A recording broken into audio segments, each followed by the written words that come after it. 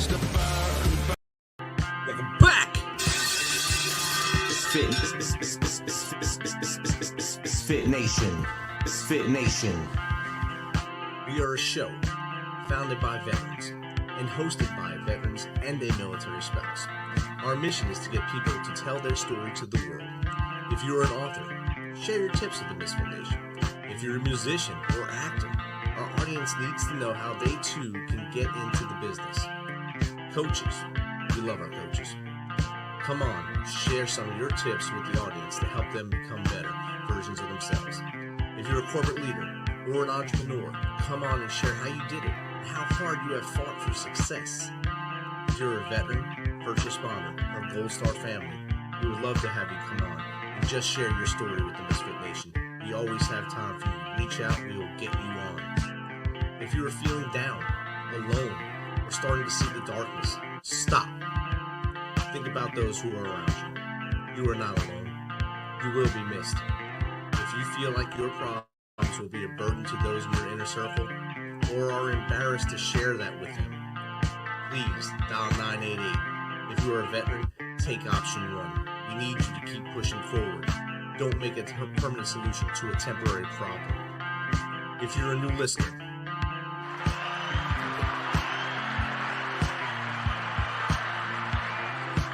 welcome to the Misfit Nation.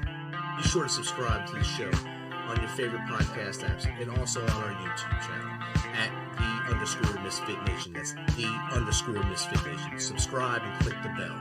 This will keep you up to date with all of our latest episodes and all of our news. You can also find us on Electrocast Media and About Face Radio. This will keep you up, tuned into us, and learn more about our great guests.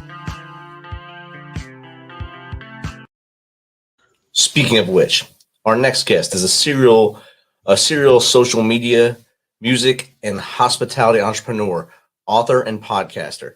He is the CEO and founder of Imiloa Institute in Costa Rica. He was the youngest host in late-night TV history on ABC, and the White House named him one of the most innovative entrepreneurs under 30. Imiloa is booked years in advance, and clients renew at a rate of 85%. It's amazing. So without further ado, let's welcome Jake Sasseville to the Misfit Nation. Welcome, Jake. Thanks, Rich. Thanks for having me, and thanks for all you're doing. You know, I really admire how you're taking all your years of service all those years ago and really cultivating something that's a resource for folks that are serving or no longer serving or curious or whatever it is. I appreciate it. I've listened to, like I said at the top, a few of your episodes, and I appreciate you having me on. We appreciate you being patient with us and getting you on here, and it's great to have you on here. Once I seen you pop up, I said, this is an interesting story. And being a Northeast guy myself, growing up in New Jersey, from Maine originally yourself. Yeah. I see that you were affected by Hurricane Sandy up there, and I've seen a lot of the loss up there, and I see you have bounced and made a positive momentum from this. Yeah, I think sometimes our greatest pain in life can turn into our purpose. And Hurricane Sandy, at a very odd time, washed away my house in New York City.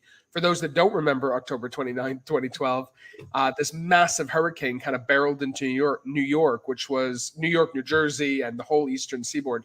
And it was unusual, I think, the level of storm that was. And I was living on an island between JFK and the Rockaways called Broad Channel. It's right off the A train.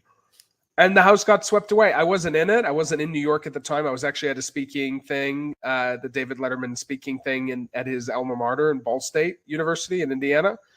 But I remember getting reports from my roommate at the time, which was, okay, there's 1 foot of water in the house, 2 feet of water, 3 feet of water. Okay, evacuating 4 feet of water.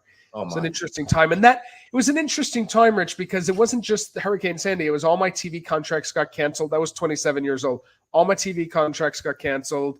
My friends were kind of not really being my friends. I was really out of control. I needed to get myself into a 12-step program, et cetera, et cetera. I mean, the story goes on. But it was this weird month where everything kind of exited from my life, and I had to go back and live with my grandma, honestly, in her basement to kind of get restarted. So interesting that you bring that up at the top. But yeah, it's been about 10 years since Sandy? About 10 years in a few months. Just over 10 years now, yeah.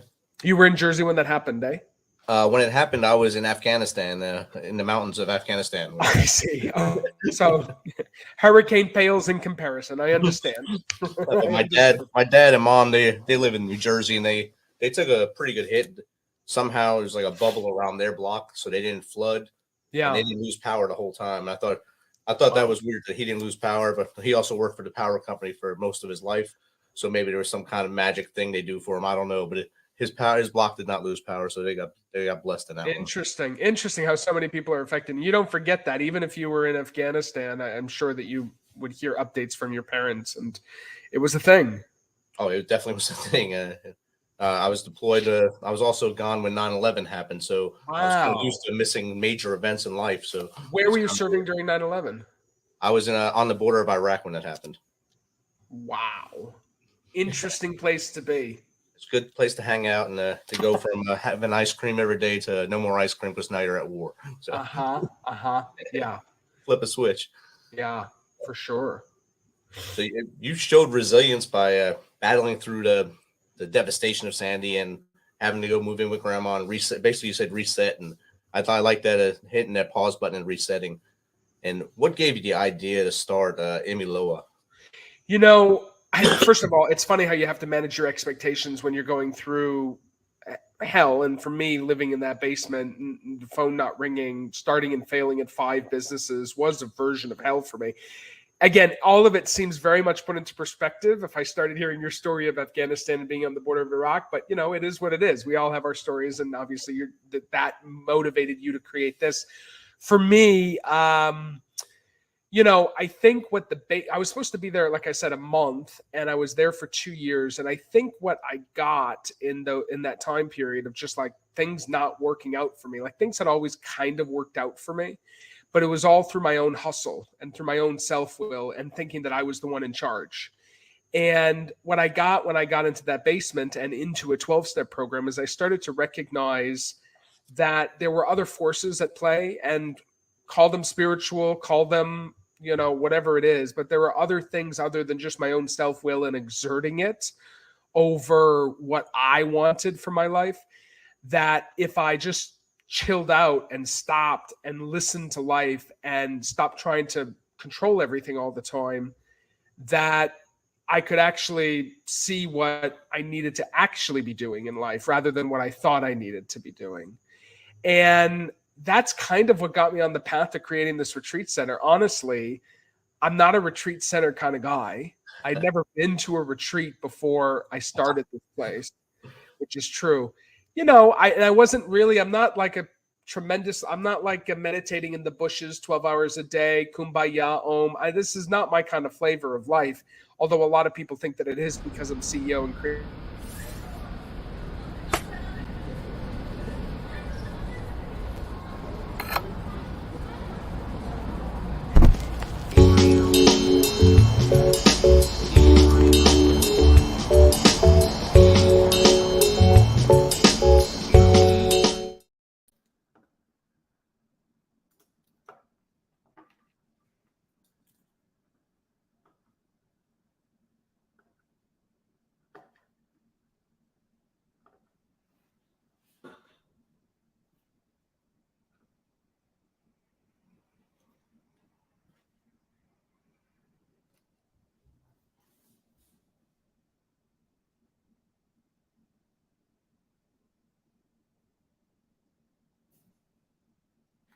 Can't hear you. Jake, can you hear us now? Now I got you loud and clear. All right. So welcome, Jake, USMC veteran, 5-time natural physique champion. It's great to have Ura on here with us. It's always good to have my Marine brothers come on. We served at different times, but I was got to operate with 2 Marines in Ramadi while you were in the Pacific doing exotic things in the Pacific Ocean. We were in the beautiful downtown Ramadi. So welcome to the show, Jake. Oh, it's good to be here, man, and that you're with 2-4. Even better, Rich. Thanks for having me on, brother. Semper Fi. As soon as I seen you on the pod matches, I gotta get this dude on here and try to go live with him. And all the stars aligned, and we were able to get on here. So thank you for adjusting your schedule and both our schedules really and coming on here. Likewise, brother. Thanks for having me and appreciate the invitation. So if you don't mind, Jacob, give us a little background of you from as far back as you want to go to through your time in the Corps to how we got to where we are now. Yeah, sure. I grew up in New Orleans. That's where I'm from, born and raised. Not too far from the Superdome. So I grew up on the black and gold with the Saints, who dat. And left not too long after turning 18. Went off to the Marine Corps. Childhood for me was a little kind of a facade. My parents split up when I was a kid, and I was living under false pretenses with one parent and had another one forced away from circumstance. And so home wasn't the best place for me because what people thought they saw as perfect was actually a big show. And I hid it for years, decades, pretty much all my life from people. So running away to the Marine Corps was actually a gift to me and looked like much more appealing than what I wanted to stay at home. So found myself there, loved it, loved being a Marine, bought into the warrior code and ethos and the brotherhood and just the ideology and history of everything, and found myself for 2 years working security forces, which is not what I wanted to do.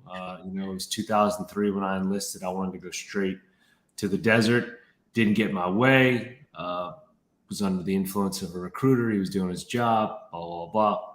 But I ended up finding my way to the fleet in 2005, went on that MEU to Okinawa. I had a blast there in the Philippines, working with some of the Filipino army there, looking for, Abu Sayyaf and the jungles that were tramping around at the time. But it wasn't what I wanted out of it, so to speak, for what I had originally enlisted for. But I made great friends, had great memories, got to do some cool stuff, and certainly carried what I learned from there for the rest of my life. And I'll always be Green Marine. But what came after that was a disconnect from society that I did not foresee coming, because the Marine Corps built within me an identity that I did not have before. And I didn't realize how much of that identity I was really clung to until I left and no longer had it, right? I loved being a Marine, Rich. I loved carrying that purpose every single day, waking up, no matter what the mission was, no matter where we were. I always knew what I was doing because I was a Marine. And that meant being great. It meant having honor and courage and commitment every single day, and not just for the name tapes on my chest, but for the 200 some odd years of people that had done that before us. It was always something to say, it's my turn, it's my time to put my signature and memory and lasting bit of, something on this same colors that these other people have done so before us. Then I get to the civilian world. I was like, what's my purpose now? What do I do? I don't understand. I can't hold a job because I don't have a diploma, even though I was making billion-dollar phone calls as a teenager a few years ago. And then now I can't have a beer. This is weird. I was walking down the street with a gun. I don't understand that world. And the world didn't understand me. So I was mad and I was angry and I was confused. And I took all that anger and confusion out on myself by way of, succumbing to pleasurable company over and over and over with a insatiable lust. Same thing with substance and drinks and experiences and food and anything that I could use to not feel reality in every facet of life. So I took every job I could get. Tried to go back to school, didn't work too well. I didn't want to be there. I didn't find school very interesting. I just saw it as a means to an institutionalized need. Worked at a bar for 5 years, which was awesome because it was fun. It was probably also the worst thing for me because of what it provided.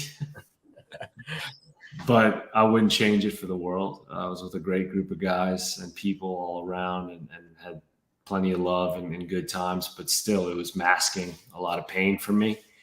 And then found myself in the oil field not too long after that. It was an easy transition of work because you got to wear protective equipment. It's dangerous. We speak a different language. The vernacular is a form of English, even though it's not what English people most think. But nobody's shooting at you, so it's kind of cool. All the terminology is maritime and nautical. You curse a lot. There's a hierarchical rank structure with, warning orders and change. I was like, I can do this pretty well. You fly there in a helicopter. You go through the helo dunker again. I was like, yeah, this is great. Did that for a few years and loved it. and unfortunately got laid off during a recession or crash in the market we had in 2015. And I thought I was going to be doing that for a while or for life. I saw a career trajectory there. I still didn't have a college diploma. I was making six figures. I was like, okay, they can turn this into something pretty lucrative here. This isn't bad. And then lost that and finally said, okay, I need to go back to school. I'm feeling this call. Let me figure this out. I went down to one of my family's places in Mexico. My mother is actually from Mexico, if you believe that. Most people don't. At least not by how I look and talk. And I went down there to regroup and collect my thoughts. I was with a girlfriend at the time. We broke up. I was in a mess. I needed to find myself. So I was down there. I literally shut the world out, disconnected from everything, and kind of got a vision. And that vision was to go to New York and to go to school in New York, which is the absolute long shot of long shots, given where it had been. I'd never lived there, the difficulty of getting into the school I was trying to go to, the money that would be required, everything was just to the max, which if anybody that knows me that does would probably say that's typical Jake, like going for the absolute most extreme situation undeservingly and against all odds, but that's the one. So I applied to the Fashion Institute of Technology in Manhattan, and they laughed at me a few times because my grades were so bad from transferring from LSU, which is where I'd been before, and I had 130 credit hours, but a 1.1, 1.2 GPA or something just abysmal like that. And I asked, is there any way I could get in? What could I do if I did well? And they're like, well, you could come here and take courses as a non-matriculating student. And if you do well enough after several semesters, maybe we'll let you in. I was like, well, what if I come there and make straight A's? How long would it take? They're like, well, that's pretty ambitious and lofty considering how hard it is to get in here and then the difficulty of being here. I was like, can it be done? Just tell me that. And they're like, technically, sure. Like, we'll bite. You're going to come here and make straight A's? Yeah, go for it. We'll honor you if you can do a couple of semesters. And I was like, I'll see you in January. I went there. I never made straight A's in my life, Rich. And, 16 hours later, first semester, straight A's. And my parents were laughing. They're like, you could have saved us a lot of time and trouble if you would have just done this 15 years ago, 10 years ago. So that was that. A couple of semesters of that, I got accepted. I went straight A's all the way through the whole time I was there. I graduated second out of 2000 as a salutatorian. And again, my parents were like, what the hell? Went from there to work for Ralph Lauren as a global human rights compliance officer. To me, that was my X plus Y equals Z. Go to school, got up there. I'm a corporate guy now, work Madison Avenue. This is what I always wanted, what I thought I wanted, the clothes, the work, the panache, all that New York City prestige.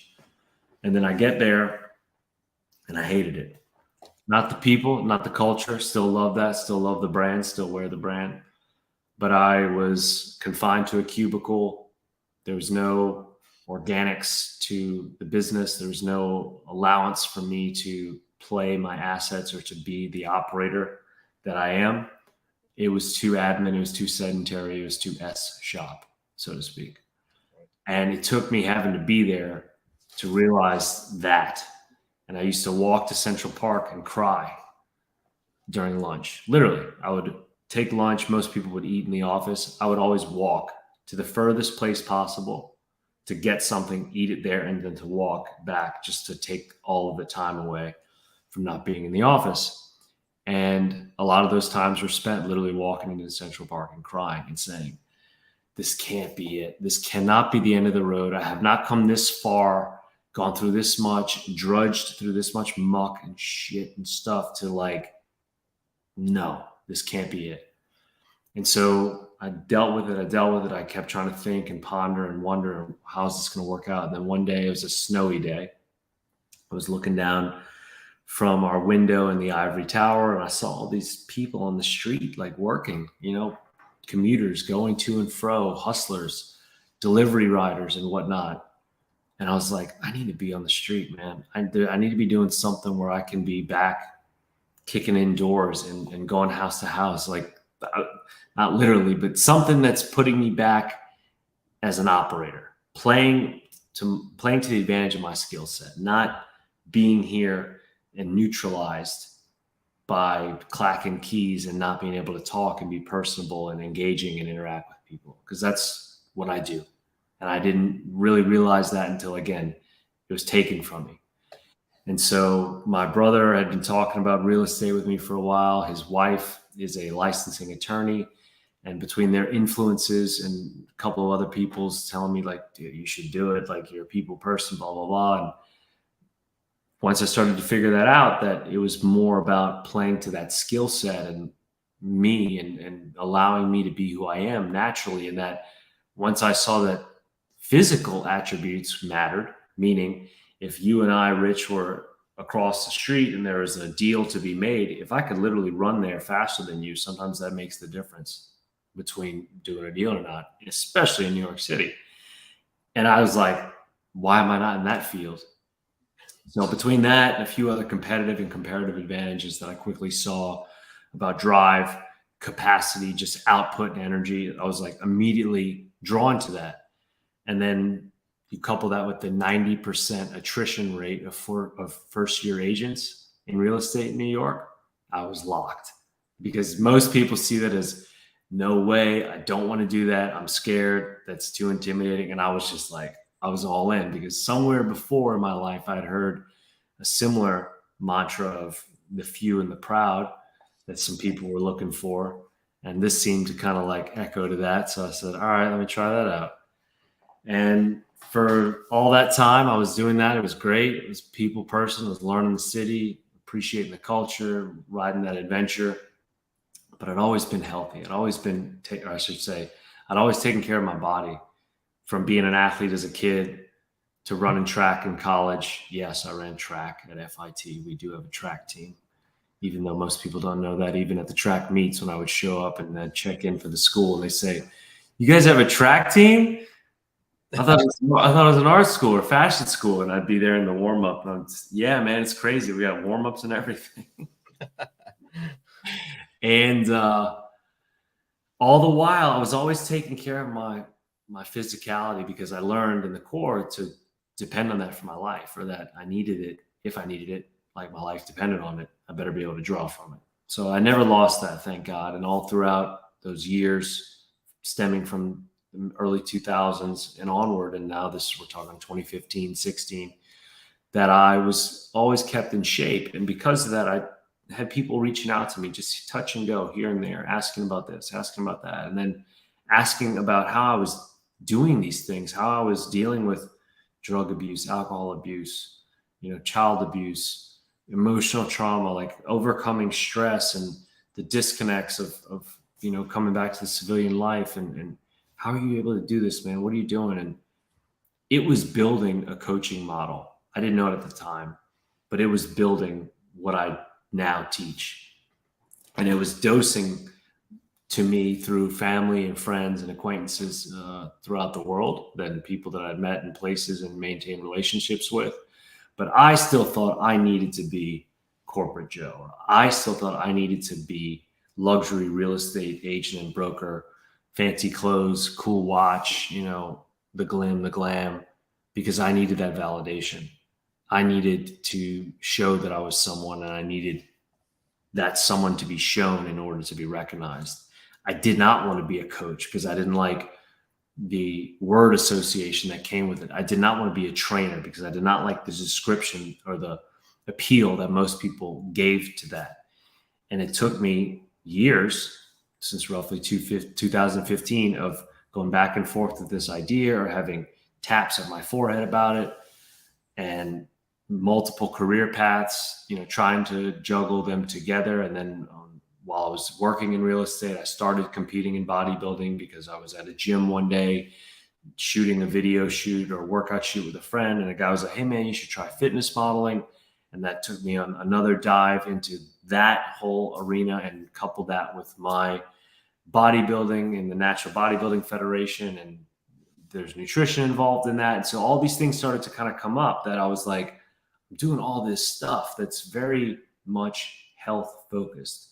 It's a lot about mindset. It's a lot about discipline. It's a lot about accountability. It's a lot about choosing purpose over pleasure, understanding what makes you tick and why, and how to overcome adversity, like all this stuff. And here I am trying to, no, but I want to do this. No, but I want to do this. Well, I have this whole onslaught of reasons that are becoming character traits, that are becoming attributes, that are showing themselves to be more innate skill sets, as opposed to me trying to learn and force this round peg in a square hole kind of thing. Because I thought that's what I wanted. I thought that's who I needed to be. I thought that's what would make me happy. But there I was, blowing my way through every bag I could get, drinking away every bottle I could get, spending all the money I was making. And I didn't have the wholesomeness. I had a hole in my heart. I had a void in my soul, and I couldn't figure it out.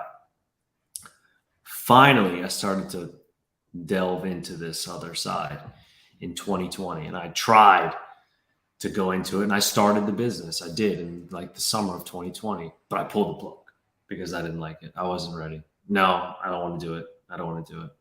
So I went to business school. Again, back in school, people were like, oh my God, this guy's a freaking lifelong student. What the hell? But it ended up being pretty well, and got my MBA through at USC, graduated with honors again. But why did I do that? Well, I had a plan again before the coaching, that I got accepted to Le Cordon Bleu, to a master culinary program, because I was going to leverage my nutrition and my understanding of food coming from New Orleans. My mother's from Mexico, and I competed in natural bodybuilding and da-da-da-da. That should make a food concept. Let's go cook in Mexico City. So I moved to Mexico City. Work was good. Modeling was good because I'm a Mexican citizen, and it's very marketable to be that person and look like me, but live down there. So all that was going great. And then March 2020, this weird thing started to happen in the world. And it took my dream away, just like it took a lot of other people's freaking dreams away. But it was the best thing that ever happened to me, because from there I got crushed. I was there all in. I pulled up stakes from New York, left the real estate career behind, said, I'm going for this on the dream of leveraging all those things like I mentioned. And then kapoof, whatever happened. And I came back to the States with my head in my hands. And what am I going to do now? I'm pushing 35. What am I going to do now? I don't know. This was my all-in move. Flipped a coin about 2 applications. I'm either going to go try and work for the agency, or I'm going to go back to school. Whoever responds first between SC and the agency, that's what I'm going to do. I didn't hear back from the agency. I heard back from SC. The decision made was there. Did that, went through that, and now went back to New York, back to real estate. I was still trying to scratch at that door, still couldn't figure out if that's what I wanted to do and really who I am.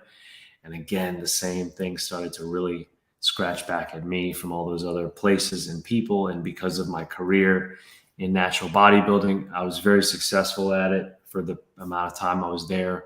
I had 5 victories, one of which was a world championship, 3rd place finish. And I didn't realize how important all that was, or how much benefit that carried with it, because of what people saw the value in. I didn't. I mean, to me, it was fun, and I was using myself as a guinea pig because I was testing out all kind of different diets. I did it as a bro dieter. I did it as a standard American dieter. I did it as if it fits your macros dieter. I did the world championship run as a vegan because people said I couldn't do it because it couldn't be done. Oh, that's like the best motivation you could ever give to me, is telling me I can't do something. I'm sure you can relate, Rich. Yes. And I had this just momentum that I didn't realize, of all these things that, again, had to do with health, my own wellness, my own, intestinal fortitude, understanding how to overcome things, how to deal with problems, how to problem solve, pulling from our core principles of honor, courage, and commitment. And then how this was all about personal growth and development and elite mindset, accountability, et cetera, et cetera. And again, there I am putting this thing together, but not understanding that I was putting something together, until finally I had a eureka moment in 2021 where it was like, dude, you need to do this because this is about you becoming the man you never had in your life. And it's the one you need to be, because otherwise you're not going to have a life. You've already seen what this road has brought you to, and you've had your ups and downs. You've been in and out of rehab. You've checked into places. You've dealt with, like, that Jake is not going anywhere. And you know who you are. You know who you can be. And when I finally had this revelation or epiphany, whatever you want to call it, and I saw the person that I needed to be in my own life, I was devastated, because I was like, don't tell me, oh my God, that's what I have to get through to become that. It's easier to just be a junkie. It's easier to be a consumer. It's easier to hide with substance and things, as opposed to taking off the mask and leaning into your honesty and exposing yourself for what you are, because that's really going to liberate everything about you. And seeing that person, again, I was just terrified, because I was like, oh God, this is going to be so much pain and suffering, but that's what it's about. And so for me to become that person that I needed, the man that I never had in my life, that I needed in my own life, to become him, was to walk through a path of suffering and to be in my own self-mastery. And to do that, that's the road that's paved in suffering. And so now I've embraced that challenge. I look forward to the pain. I welcome it. I make hard a habit. And so I'm now proudly serving a community of people by way of an elite mindset coaching program that is pillared around leadership, particularly Marine Corps leadership principles, extreme accountability, self-reliance, intestinal fortitude, honor, courage, commitment, fitness, nutrition, and spiritual and physical nutrition. That's literally changing people's lives every day. That was a call that I was on before ours today, and I'll have another one shortly after this one tonight. And waking up every day now with purpose, going to sleep with wholesomeness, not feeling empty or otherwise. And every day's Christmas morning, and every day's a gift. Definitely, and what a journey! That's a wild journey, and thank you. And I just sat here trying to take as much notes as possible on here. I wrote "Who Dat" and crossed it out a couple times, saying should have had number one pick this year, but it'll happen. But I understand that stuff, and right now I'm going to take a quick break, and we'll come back and we'll chat a little more. I'll go and have some questions for you, and we'll just rock this out. Sounds good, brother.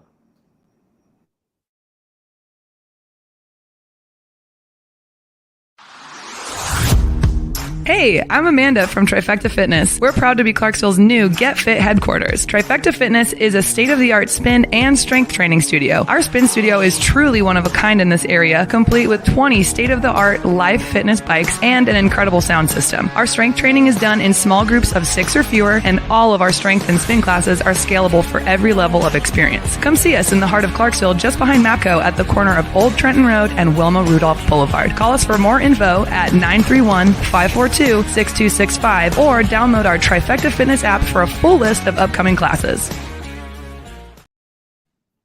All right, welcome back to the Misfit Nation. Again, we're chatting with USMC veteran Jake Thomas. He just told us his journey, his life journey, and it's an amazing journey. If you missed it, this will be published again in about a week, so you get on all our channels and hear that story. And not just the story of what he went through, but how he came out of it. How he, every time he was about to fall, he'd get back up. How he was in the throw of being basically tied down by addiction and alcoholism and consumerism, and he was able to fight his way out of that.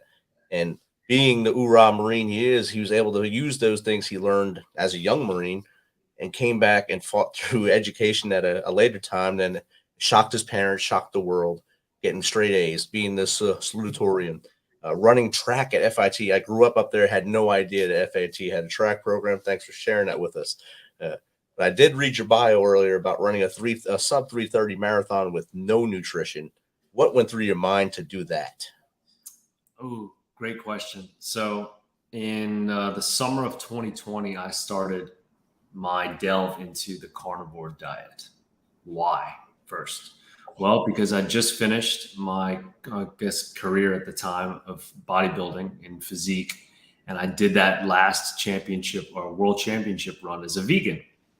And not too long after that, I'd been a vegan for just a little over a year. And I'd always experimented with various diets because as I was coaching people in nutrition, I wanted to come from a place of empathy so that I could understand how they felt, why they felt the way they did, how they were performing, what was affecting them, etc. So I used myself as an N of one to be a vegetarian for over a year, to be a vegan for over a year, to be a pescatarian for over a year, any type of diet I could subscribe to for an extended period of time so I could really understand it, so I could advise on it.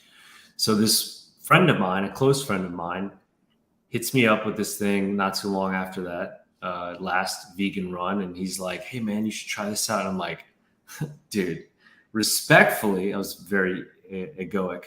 I was like, respectfully, I'm just coming from a world championship. You know, I literally still have the medal around my neck in my mind.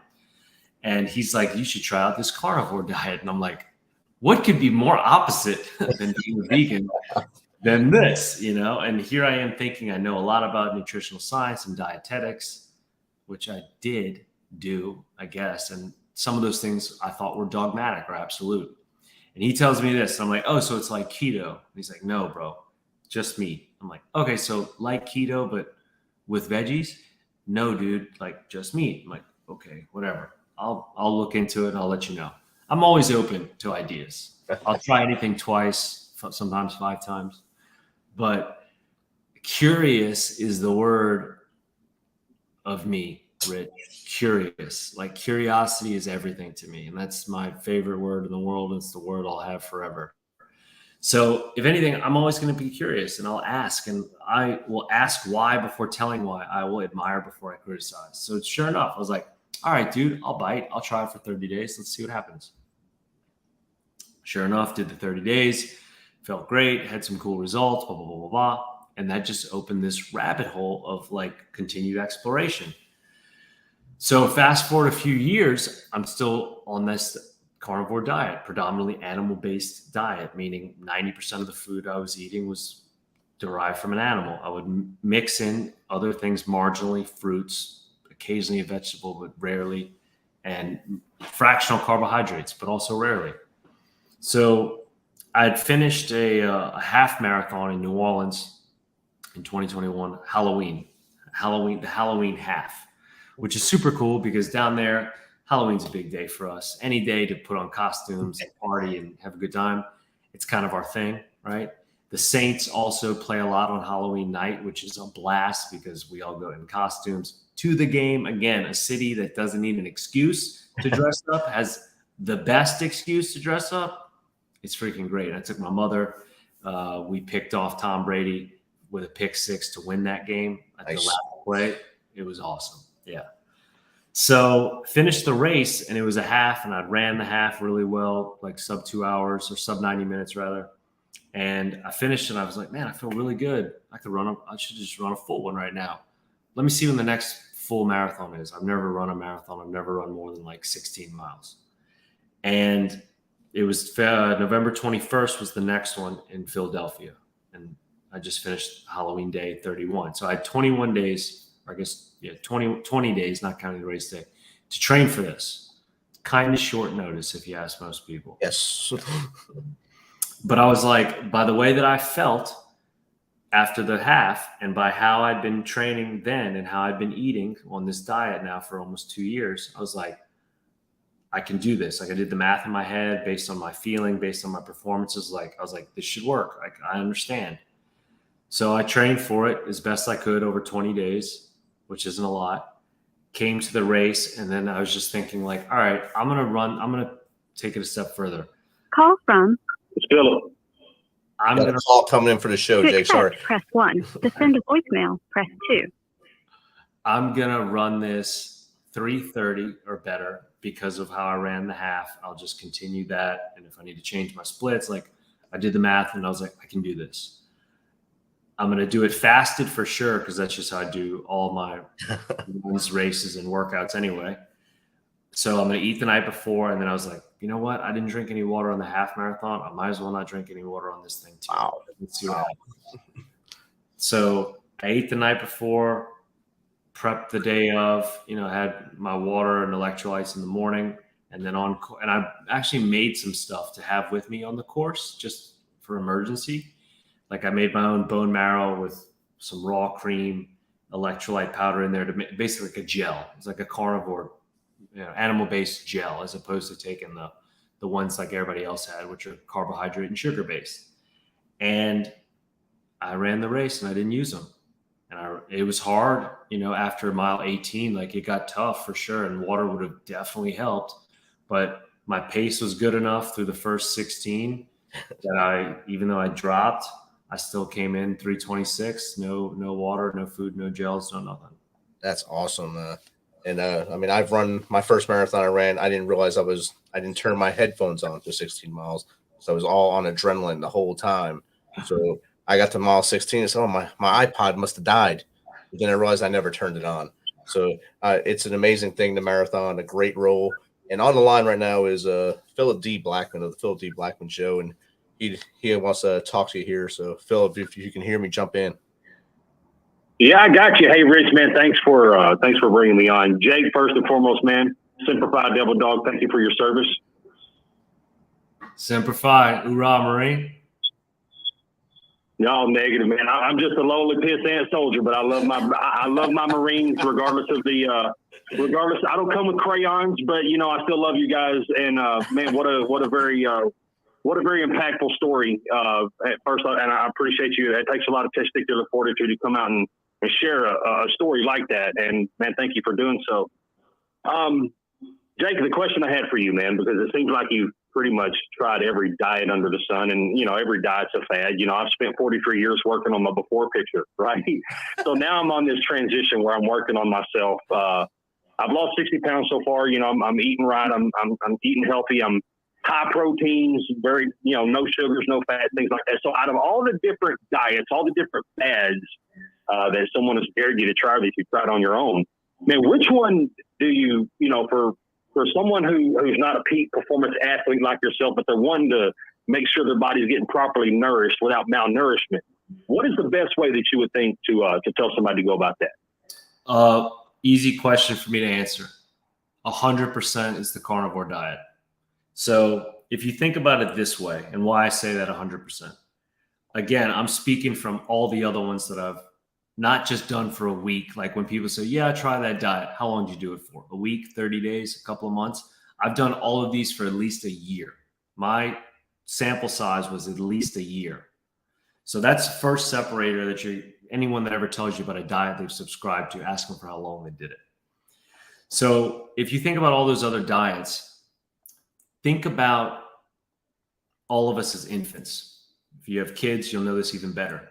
When your children are feeding on breast milk, on just breast milk, what is breast milk? Why do we have it? Why is it made? Because it is a single source of sustenance to provide a developing infant everything it needs with minimal discard, maximum efficiency, and as little stress on that body as possible. That's the most important thing. Because where am I going to find a woman to let me try that?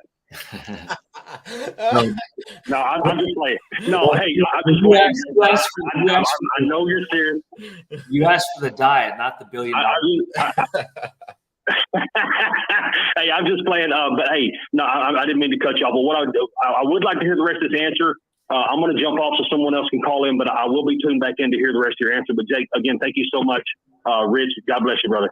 Appreciate you, PDB. I'll be listening out. All right, bye. Thanks, brother. All right, thanks, PDB, for calling in. Jake, Ed, you can finish your answer now. So, with regards to the diet and why and the breast milk metaphor, if you were to try to find a single source of sustenance on this earth now that can give the human body everything it needs, again, a single source, one thing, not a plate of things, one thing, it's going to be red meat. It's not going to be an avocado. It's not going to be a fruit. It's not going to be a vegetable. If you had to give the body one thing right now to give it the most amount of a nutrient profile, the most amount of nutrient density, meaning it's got all the fat you can get, all the protein you can get, all the micronutrients, the minerals, the enzymes, the amino acids, that panel of elements, it's going to be from that item. At the same time, the benefits you're going to receive from that, the body is going to process it efficiently. There's going to be minimal storage, limited discard, and again, not stressing the body. So that is why on this diet, people cure their eczema, people cure their autoimmune diseases, people cure their depression, their anxiety, they get off addiction because their bodies are finally able to thrive because they're not being bombarded with tons of different variables. People will argue this forever, but to me, it's almost an inarguable point because people are trying to argue with their hearts, their tongues, and their brains, whereas the body is an unbiased communicator, meaning you can argue all you want about your reasons for being a vegan or an abstainer of this food or whatnot. The fact is, every person on this planet drank fucking breast milk. Oh, that's all right. Sorry. It's okay. Hoorah. Drinks breast milk. Breast milk is animal-based. It is a carnivore food. I don't know if there are vegan babies yet, vegan infants that refuse breast milk. Maybe their parents prevent it from them, but it's in your nature to have that. As we develop and grow older, we have loyalties. We have egoic reasons to, live this way, or religious abstinence to not do this, et cetera, et cetera. It's hard to turn that off with people because you've got your heart invested into it. You've got your ego invested into it. Your tongue loves it. Your brain, your pleasure receptors, love. This isn't about pleasure. This is about objective truth and fact. Again, what single item, if you had to live on one single item to thrive, it's not going to be any of that other stuff. It's going to be red meat. So if you remove all these other things and allow the body to thrive with none of these other variables going on, it is amazing what it's able to do from the inside on its own. It's not about being superhuman. This is about being human. And the number one most impactful thing any person on the planet can do in regards to their health is controlling what they put into their mouths. Period. End of story. It's not about exercise. It's not about yoga. It's not about reading. It's not about mindfulness. That's it. And that is what I coach people on. I should say that's the bedrock of what I coach people on. So Philip Blackman had to follow up, but isn't it harder to digest? It is easier to digest. So right back to the breast milk thing with your kids, Phil. When they're on breast milk, their bowel movements are not that bad. Many people think my kid's the special one because the bowel movements aren't that bad. They're kind of neutral. The texture, the consistency, the baby doesn't cry much. There's not a lot of rashes. It's weird. Literally, many people think their kids are the special child, that their shit doesn't stink. It's not until you introduce those green and orange jars that all hell breaks loose and you smell it from down the hall and across the neighborhood. And then the babies are sick, they're having problems. That is the first sign right there about the problems with digestion. The compatibility of red meat and animal foods is that they are very similar to what we are.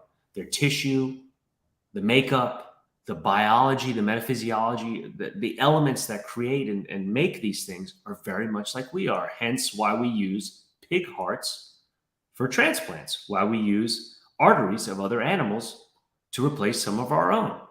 You are not going to do that with a celery stalk. You're not going to do that with insert whatever else you want. You're doing this with these other things because of the compatibility of them to our own. So that for digestion, you're talking about hyper processing efficiency, meaning back to the bowel movement reason. You're going to be absorbing everything you're eating. There's going to be very little to digest. Back to being a vegan bodybuilder. I used to have 5-6 bowel movements a day. And I would think, wow, I'm so healthy. That's why I'm doing this. My metabolism's so fast. No, stupid, Jake. That's everything that's being discarded. Everything that is unnecessary. That is literally refuse. What is refuse? It is waste. And now, just like the little infants, my bowel movements are extremely infrequent, sometimes as little as once a week. The scent is gone. I have no gas. I have no indigestion ever. I do not have bad breath ever. the frequency, the consistency, the volume for myself, for all my clients, the people that are 100% carnivore, it's all gone.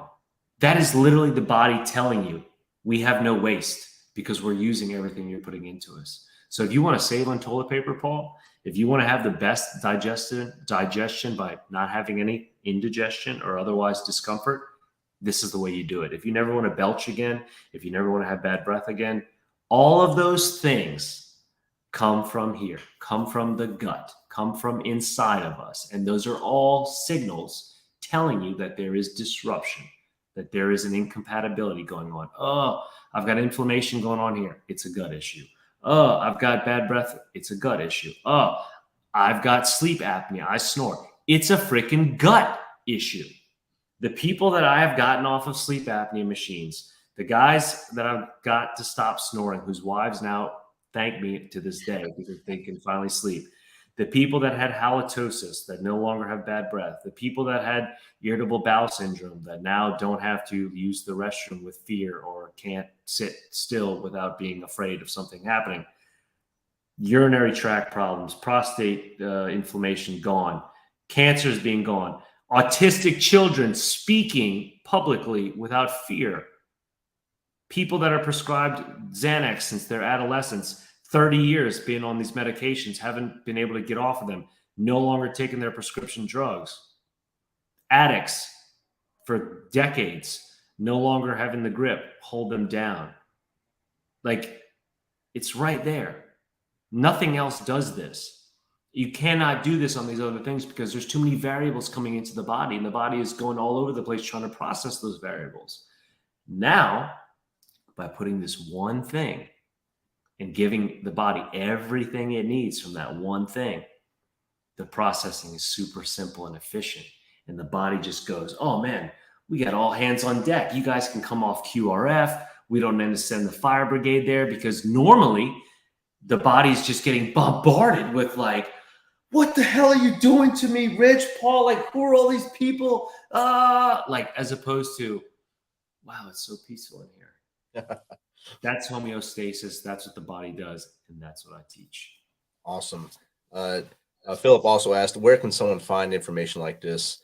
Is there a website or a source that you use to find it? And then he also said, vegan babies laughed. Well, at least they know their gender, but not their diet priorities. Yes. You can find all the information at lifelikejake.com. Fill out the application, sign up with me. I'll show you everything you need to know. It is science-based. It's also anecdotally based. A lot of what I teach and draw from is legitimate as far as in nutritional science, dietetics, much of which is conventional. A lot of it now is controversial. However, this is the cusp of what I would call a movement to where people are now not necessarily believing a lot of nutritional science as absolute as what they have in the past. And you can probably see a lot of those trends and debates going on right now between doctors like Sean Baker and Paul Saladino, who are kind of the forefront leaders of the carnivore diet movement. But there are plenty of other thought leaders and creators out there that are doing similar things like I'm doing. And I am just trying to help people expand their own consciousness and understanding in the same way that I have. Awesome. And if you can give tips to people to take that same mentality you have now, and same one I use, the challenge accepted mentality, have that mindset, hey, you can't do this. Okay, I got this. What tips would you give people to lean forward and take that challenge and run with it, just like Barney Stinson used to? Anytime you're met with resistance, that's almost confirmation that you're headed in the right direction. Right. You know, when the world starts to feel like it's coming after you, or people are questioning you, or you seem like the weirdo, or you're getting there. You're starting to scratch at the door. You know, when people start looking at you like, what's wrong with this guy? And why are you like, you're starting to get there. Like, you're starting to arrive. So in those moments, rather than kind of crumble from it or like be afraid, like lean into it. And use courage. What is courage? Well, courage is being afraid, acknowledging the fear, yet moving forward in spite of it. So have some courage. We all have courage. It's just knowing how to act in the face of fear. Oh, I'm not afraid of anything. No, then you're a liar. It's okay to be afraid. It's okay to cry. It's okay to scream. It's okay to cower. But just identify that fear, acknowledge it, and move forward in spite of it. I used to be terrified as a kid of werewolves, but I couldn't help but watch the movies. Even if I had to sit there like this and, you know, hide under the covers, like I couldn't help but watch it. And so as a kid, that was me getting my reps in, Rich. Like Definitely. I get those reps in, you know, and it's like you're callousing that fear a little bit and learning to deal with it. And eventually it started to become like this. And now I watch them like wide-eyed, you know, because I'm like, man, bring it on, motherfucker, you know? I got you. Yeah, I got you. But you need to take time to work on that. There's trial by fire, but you can also trial by repetition yourself, and you can test that model. You're afraid of public speaking, speak more. You're afraid to be on camera, get on camera more. Whatever your fear is, whatever gives you that anxiety, action is the kryptonite for it. So the more that you can do, the less you're going to dwell on the thought of that fear. Outstanding. Jake, this has been a great conversation. We're about at the time we have to pass off the mic to the next show, but thank you for being flexible and jumping right in to do this today. I think we just started talking a day and a half ago and got this thing going. I'll be glad to have you on again and continue this conversation and see where you're heading in the next direction and how many more people you've helped in the future. Man, it's been a pleasure, Rich. Thank you so much for the opportunity, and thank you for your service, and to everyone else that tuned in for theirs, and to everyone else out there, be well. Awesome. Thank you. Thanks for checking us out and being a part of the Misfit Nation. Don't forget to visit our website at themisfitnation.com. It's themisfitnation.com to catch up on all of our episodes and also to get some of that great Misfit Nation gear. As always, be humble, stay hungry, and keep hustling, because we are